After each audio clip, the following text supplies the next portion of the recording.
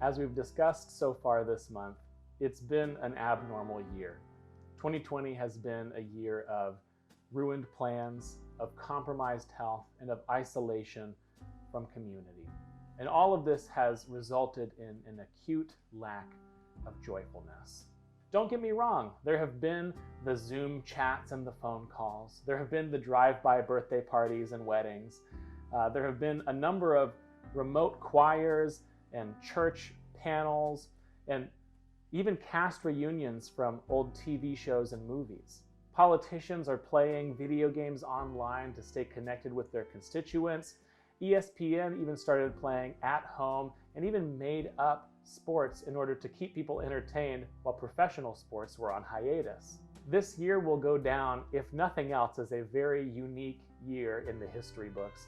And I'm sure that historians and scholars will study this year for decades to come, trying to figure out what really happened in 2020. And to quote Dr. Ian Malcolm from Jurassic Park, life finds a way. Even amidst the shutdowns and the mask orders and the public health concerns, some people have decided to throw caution to the wind and just live their life this year. There have been the fairly grand weddings. There have been the family reunions. There have been the in-person birthday parties and anniversaries and other celebrations of milestones. But as much as we want to try to make things normal this year, there's still those little disappointments and upsets with each of these events, right? Because even at the grand wedding, there are those key family members who couldn't be there. Even at the birthday party, the size had to be reduced to 10 or less people. And even for the anniversary, even if it was a delicious home-cooked meal followed by a feature film on Disney Plus, it's not the same as a night on the town or a trip to somewhere tropical to celebrate that milestone. Many people, many of you, have made 2020 the best that it could possibly be, but even with that, it's lacked a certain joy and satisfyingness that other years would be expected to have. Of course, to suffer loss of joy is nothing new for the human race, right? We have a long tradition in our sinful race of experiencing lack of joy. I think of Jesus in the garden being separated from his Father in his humanity, taking all of sin upon himself in that moment. I think of Job losing all of his family and his fortune. I think of Jeremiah, the so-called weeping prophet, who alone stands for truth and for God when all others want to oppose it. I think of David when he cries out in many Psalms, but specifically Psalm 69, verse 20, where he says, "Scorn has broken my heart and has left me helpless. I looked for sympathy, but there was none, for comforters, but I found none." And all the way back to the first joyless experience when Adam and Eve brought sin into the world, right? They experienced separation from God. They experienced a fall. They learned what good and evil were all about, and they lost their son. The loss of loved ones has been probably the toughest thing this past year. It's been tough, obviously, for those who have lost loved ones. It's been tough for pastors who have tried to figure out how to minister effectively to families during social distance, right? There have been the limited size funerals. There have been Zoom and online funerals. And in some cases, there have even been no funerals. Now, loss of loved ones, even in the most normal of times, is still something that's going to result in a lack of joyfulness. So today we're going to focus on a character in the Bible who faces this type of joylessness in explicit terms. And I'm talking about the character of Naomi in the book of Ruth. The book begins like this. "In the days when the judges ruled, there was a famine in the land, and a man of Bethlehem in Judah went to sojourn in the country of Moab, he and his wife and his 2 sons. The name of the man was Elimelech, and the name of his wife Naomi, and the name of his 2 sons were Mahlon and Chilion. They were Ephrathites from Bethlehem in Judah.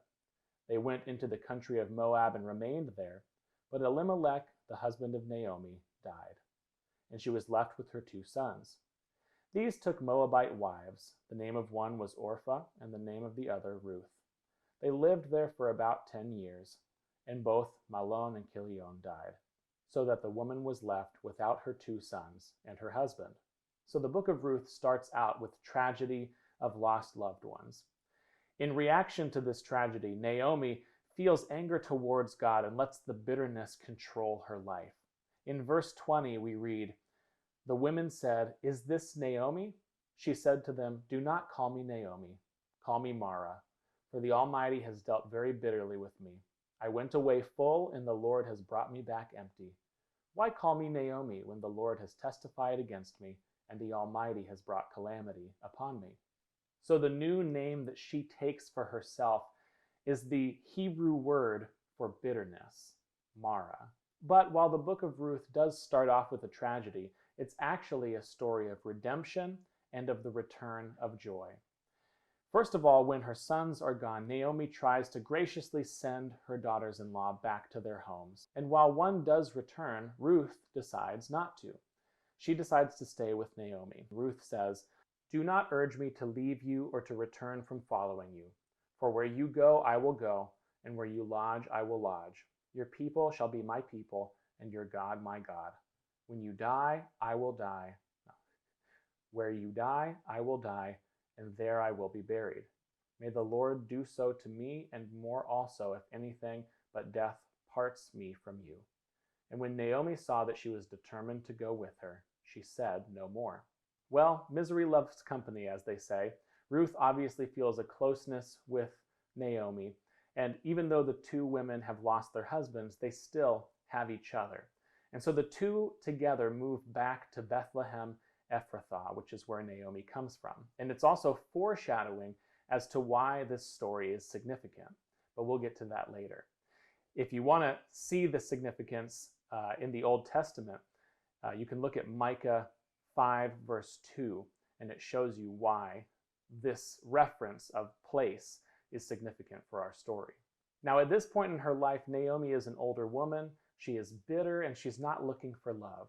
But she looks at Ruth and she notices that she's still very young, and she doesn't want her to live out the rest of her days as a widow. And so we find that this story quickly shifts from being a tragedy into a story of matchmaking. Chapter 2, verse 1 says, "Naomi had a relative of her husband's, a worthy man of the clan of Elimelech, whose name was Boaz." Lest you think that the Bible lacks any genre of storytelling, you can add romance novel to the list. And hey, when the world outside is dreary, who doesn't like listening to a love story, right? Although I'll admit, some of the details of how this love story plays out are quite foreign to the way we would think of a love story in today's terms.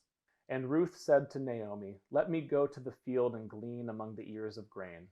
And Naomi said to her, 'Go, my daughter.' So she gleaned in the field after the reapers, and she happened to come to the part of the field belonging to Boaz." Now remember, at this point in the story, we know that Naomi has her sights on Boaz for Ruth, but Ruth doesn't know who Boaz is yet.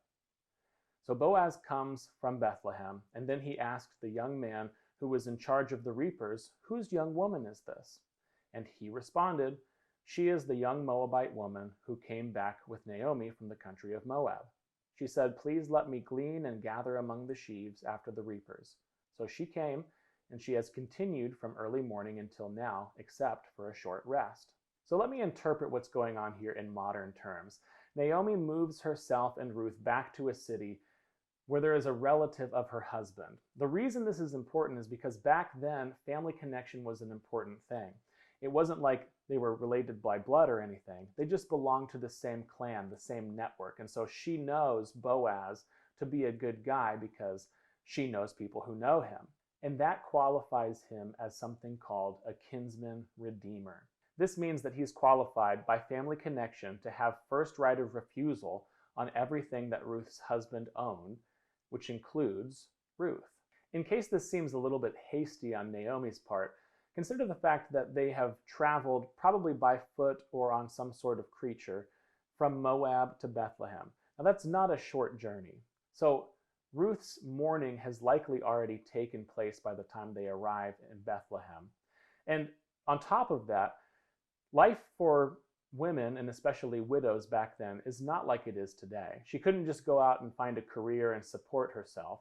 No, she was likely living with Naomi and her family. And so they probably don't want to take care of Ruth forever. So it's best for her to find another family that is willing to take care of her.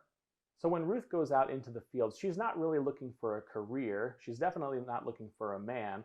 She's just looking for society to look after her, because that was something that was expected in Jewish culture back then. But Naomi is secretly hoping that she will meet Boaz. It turns out she has, and Boaz likes what he sees because she's young, she's a good woman, she's taking care of her mother-in-law, she's moved all the way over here to do that, and she's a hard worker. She's been at it all day. Then Boaz says to Ruth, "Do not go to glean in another field, or leave this one, but keep close to my young women. Let your eyes be on the field that they are reaping, and go after them. Have I not charged the young men not to touch you? And when you are thirsty, go to the vessels and drink what the young men have drawn." Then she fell on her face, bowing to the ground, and said to him, "Why have I found favor in your eyes, that you should take notice of me, since I am a foreigner?" But Boaz answered her, "All that you have done for your mother-in-law since the death of your husband has been fully told to me, and how you left your father and mother and your native land and came to a people that you did not know before. The Lord repay you for what you have done, and a full reward be given to you by the Lord, the God of Israel, under whose wings you have come to take refuge." Then she said, "I have found favor in your eyes, my lord, for you have comforted me and spoken kindly to your servant, though I am not one of your servants." But it's about to heat up. Now it goes from Boaz simply noticing her to now wanting to do her special favors. At mealtime, Boaz said to her, "Come here and eat some of the bread and dip your morsel in the wine." And he passed to her roasted grain, and she ate until she was satisfied, and she had some left over.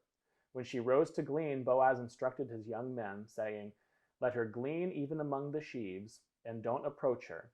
And also pull out some of the bundles for her, and leave it for her to glean, and do not rebuke her." I know at this point, our love story is getting really steamy, right?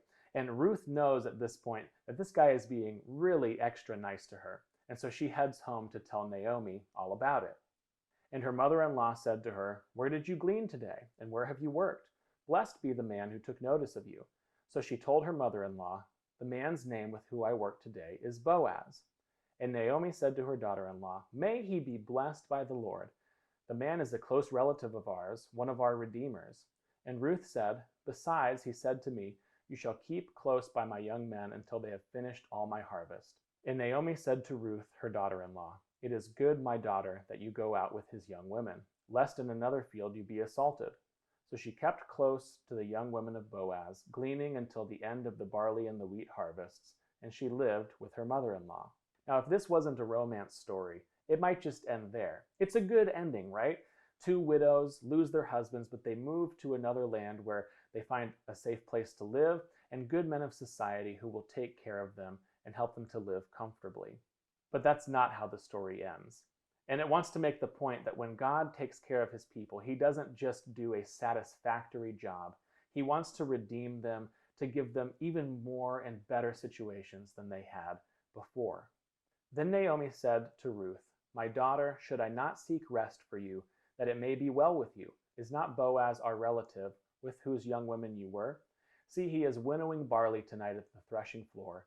Wash, therefore, and anoint yourself, and put on your cloak, and go down to the threshing floor, but do not make yourself known to the man until he has finished eating and drinking.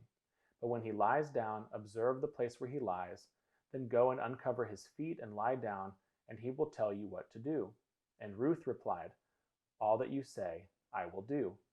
So Ruth goes and she does everything that Naomi has said. Even though this is kind of a weird custom, the uncovering of the feet and all of that, and we're not totally sure whether the uncovering of the feet is a literal thing, if it means uncovering more than just the feet. Who knows exactly what this ritual means, but she goes and she does it, and around midnight, Boaz is startled. At midnight, the man was startled and turned over, and behold, a woman lay at his feet. He said, "Who are you?" And she answered, "I am Ruth, your servant. Spread your wings over your servant, for you are a redeemer." And he said, "May you be blessed by the Lord, my daughter. You have made this last kindness greater than the first, in that you have not gone after young men, whether poor or rich. And now, my daughter, do not fear. I will do for you all that you ask, for all my fellow townsmen know that you are a worthy woman." So again, the language is a little bit weird by today's terms. He's calling her my daughter, which seems to be a term of endearment.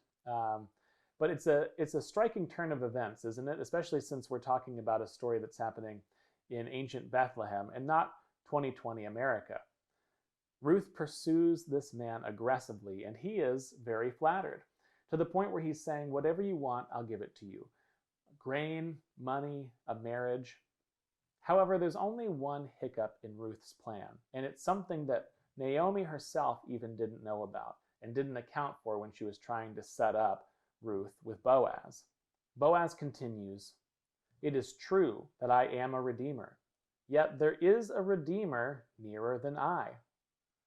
This seems to mean that there's someone who actually has first dibs on Ruth, which is not good news for the heroine of our story. "Remain tonight, and in the morning, if he will redeem you, good, let him do it. But if he is not willing to redeem you, then as the Lord lives, I will redeem you. Lie down here until morning." So she lay at his feet until morning, but arose before one could recognize another. Then she went into the city. So this other guy actually has first right of refusal.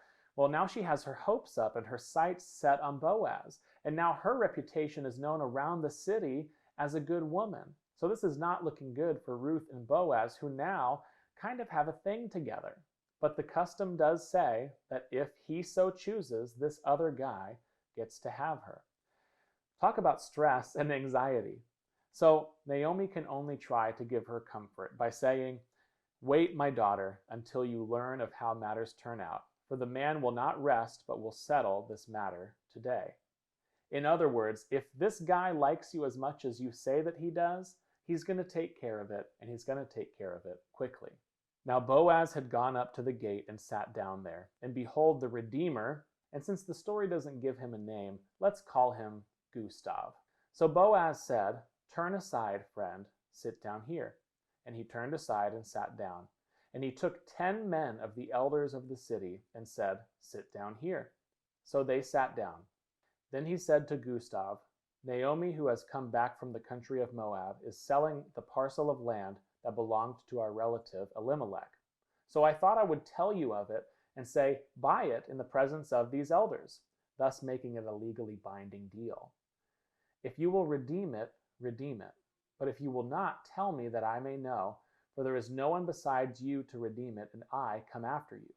And Gustav said, "I will redeem it." But Boaz hasn't revealed all of the information yet. This actually isn't as good of a deal for Gustav as he thinks it is. And Boaz wants to emphasize that and make it clear because he actually wants to end up with Ruth. He continues, "The day that you buy the field from the hand of Naomi, you also acquire Ruth, the Moabite, the widow of the dead, in order to perpetuate the name of the dead in his inheritance." Now, apparently there's some custom back then that makes it clear that if you buy someone else's inheritance, you actually put your own inheritance in jeopardy. And apparently Gustav has a pretty great inheritance because he continues, "I cannot redeem it for myself, lest I impair my own inheritance. Take my right of redemption yourself, for I cannot redeem it." So the two friends take off their sandals, which is apparently the universal sign that a deal is about to go down. Then Boaz said to the elders and all the people, "You are witnesses this day that I have bought from the hand of Naomi all that belonged to Elimelech and all that belonged to his sons. Also Ruth I have bought to be my wife, to perpetuate the name of the dead in his inheritance, that the name of the dead may not be cut off from among his brothers and from the gate of his native place. You are witnesses this day." Of course, we could take a moment to complain about the patriarchy of it all, right?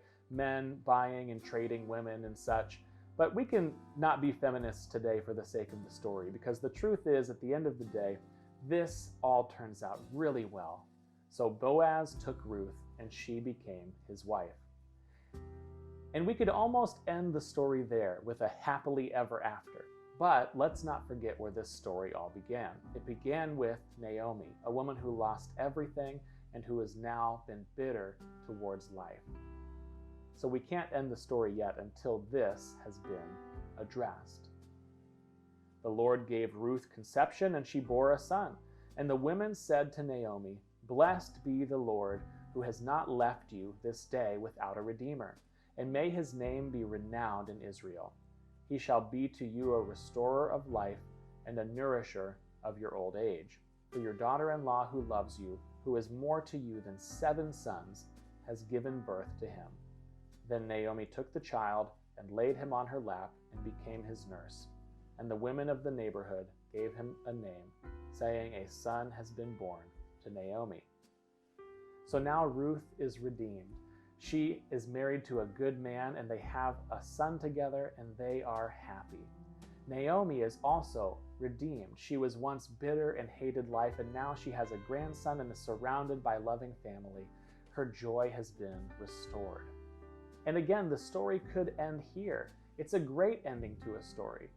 But there's one more cherry on top that we have to mention. And it's actually the most important detail of the story. It's the whole reason why this story is in the Bible.